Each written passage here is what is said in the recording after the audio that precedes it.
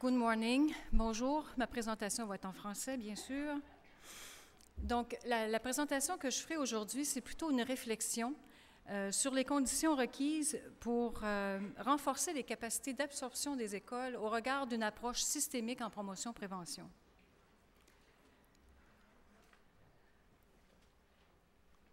Il y a déjà 7 ans que l'approche École en santé a été lancée officiellement par les 2 ministères. Donc, après ces 7 années-là, qu'est-ce qu'on peut en conclure ou qu'est-ce qu'on peut voir en termes d'implantation de cette approche et quels sont les défis qui se posent toujours à nous? Nos premiers résultats de recherche avaient fait ressortir un écart assez important entre l'adhésion massive au fondement de l'approche École en santé et sa faisabilité d'implantation. En fait, c'est que les écoles sont aux prises avec plusieurs mesures ou plusieurs programmes, finalement, qui leur sont proposés, mais par contre avec des ressources limitées. L'incorporation de nouvelles pratiques en promotion de la santé requiert en fait que les directions d'école et les enseignants s'ouvrent à des pratiques différentes à ce qu'on peut retrouver, par exemple, dans un programme de formation de l'École québécoise. Ce qui peut être très générateur de tensions entre finalement la mission première de l'école qui est d'instruire et de qualifier les jeunes et celle de la promotion de la santé qui porte davantage sur des aspects de bien-être et de santé. Nos résultats ont toutefois montré que même si les enseignants expriment très clairement que leur mission première, c'est d'instruire les jeunes, il y a quand même une très grande réceptivité à l'égard du rôle qu'ils ont à jouer par rapport à la promotion de la santé en termes de bien-être également. Donc, nos résultats ont plutôt montré que ce qui faisait peut-être plus défaut en termes de capacité pour les écoles, c'est au niveau organisationnel et institutionnel. Donc, je vais plutôt accentuer ou en tout cas porter mon regard sur ces aspects-là aujourd'hui.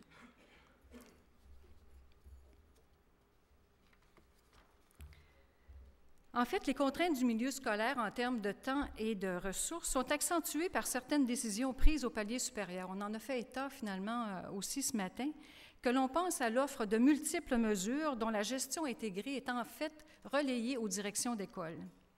Mentionnons aussi qu'en dépit de la qualité du soutien technique qui est offert au niveau national, par exemple au niveau de l'approche École en santé, en termes de formation et d'outils également, celui-ci a souvent été qualifié de trop théorique, peut-être un peu trop abstrait également, plutôt que de se concentrer sur des façons concrètes de l'intégrer au sein du fonctionnement de l'école. Des études de cas aussi que l'on a réalisées ont révélé que parmi les écoles qui l'avaient adopté depuis plus de 2 ans, il y en avait plusieurs d'entre elles finalement qui avaient fait une implantation qui était relativement modeste. Donc, malgré l'adhésion au fondement d'une approche systémique en promotion-prévention, puis des efforts investis par plusieurs acteurs aux différents paliers, la capacité des écoles d'incorporer cette approche au sein de leur fonctionnement reste toujours un défi de taille, autant pour les acteurs scolaires que pour les acteurs de la santé.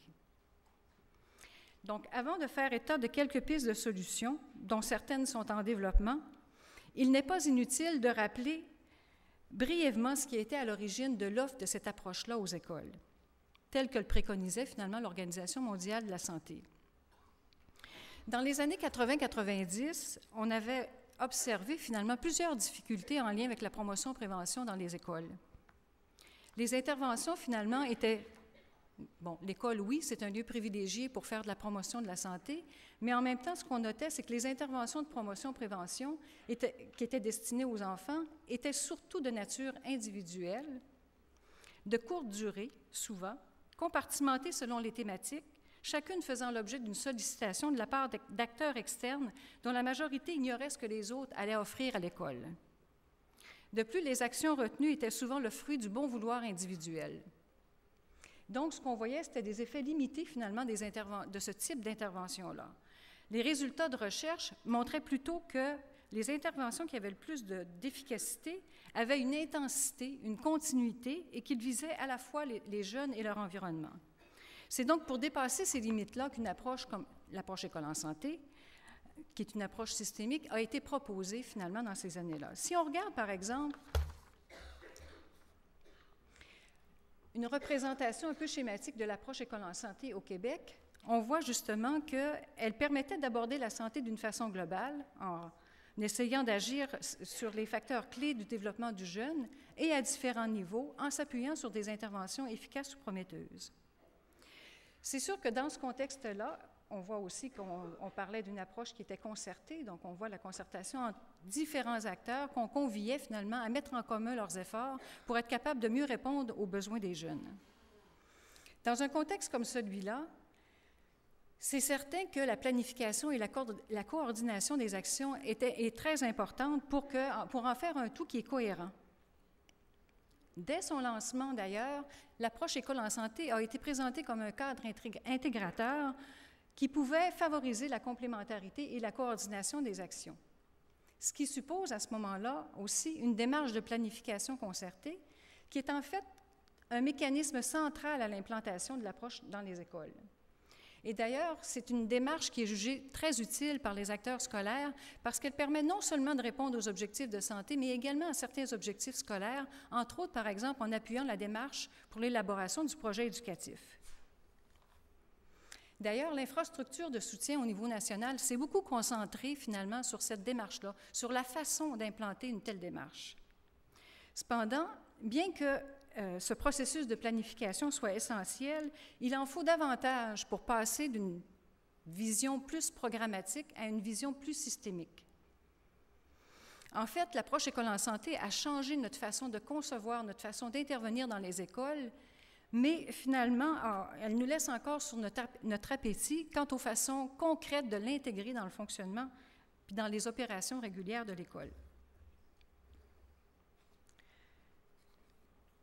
L'enjeu, donc, une des pistes de solution pour effectuer ce passage, finalement, consiste à mieux articuler la vision systémique avec les diverses thématiques de santé, à reconfigurer leurs composantes essentielles dans une forme qui est compatible avec les pratiques et le fonctionnement de l'école.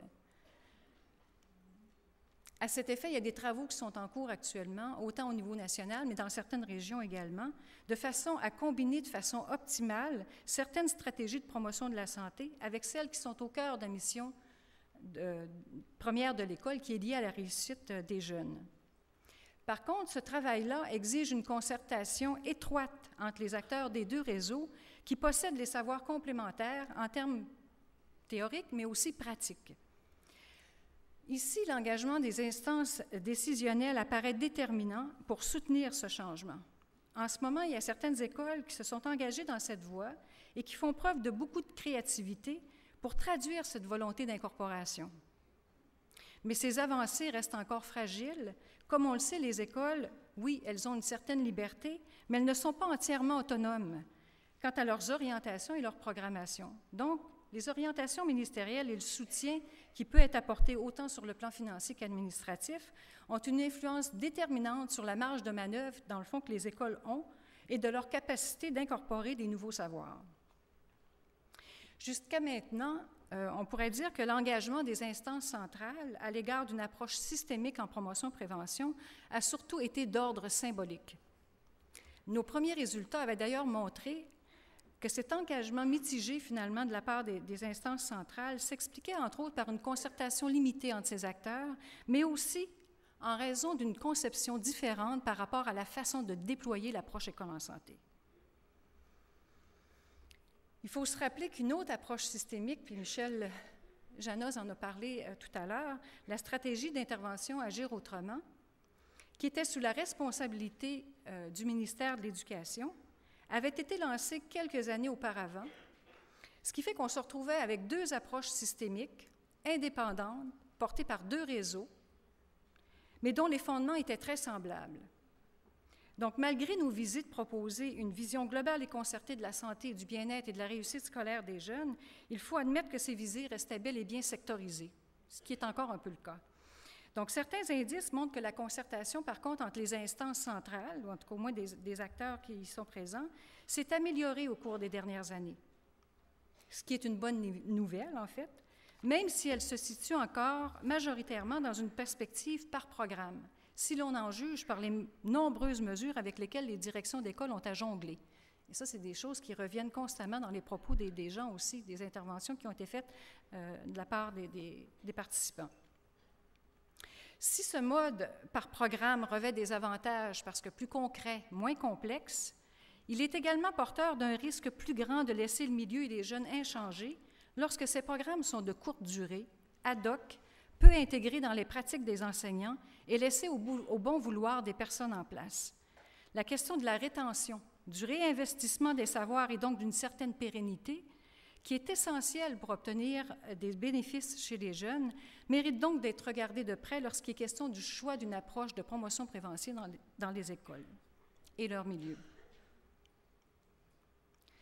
Ceci nous amène à suggérer peut-être ou à relever certains défis afin d'aller un peu plus loin concernant justement l'absorption de ce type d'approche dans les écoles. Une approche systémique, dans le fond, qui pourrait répondre de manière complémentaire aux objectifs de santé et à ceux de l'éducation. Tout d'abord, définir clairement les composantes clés d'une telle approche. Articuler la vision systémique avec les différentes thématiques de santé, ce qui n'a peut-être pas été suffisamment fait, finalement, par l'approche École en santé jusqu'à maintenant. À traduire ces composantes en actions concrètes, flexibles, adaptées aux besoins des milieux scolaires et communautaires, à mettre en place les conditions organisationnelles permettant aux écoles d'incorporer ces nouveaux savoirs dans les pratiques des acteurs et dans les opérations régulières de l'école. Tant et aussi longtemps qu'on aura des programmes qui viennent s'ajouter, le millefeuille qui était présenté hier, donc tant qu'on ne sera pas capable de dépasser cette façon de faire-là, il y aura toujours des limites dans la capacité finalement d'incorporer la promotion de la santé. Enfin, un niveau de gouvernance qui va où on veut renforcer finalement le leadership, le travail conjoint et la gestion intégrative entre les secteurs qui sont responsables de ce type d'approche, et ce, à tous les paliers du système. Sur le plan de la recherche, puisque, bon, disons que j'ai aussi une participation à ce niveau-là, c'est de mieux comprendre les processus, justement, d'absorption d'une approche globale de promotion-prévention dans le fonctionnement de l'école. D'ailleurs, je tiens à souligner que cet après-midi, ce sera un aspect que j'aborderai dans un des ateliers, où là, on regarde vraiment le développement professionnel comme un mécanisme clé pour développer ces capacités-là. D'établir le niveau d'implantation nécessaire pour améliorer la santé, le bien-être et la réussite des jeunes, et enfin d'évaluer son impact sur les compétences des jeunes et l'environnement scolaire.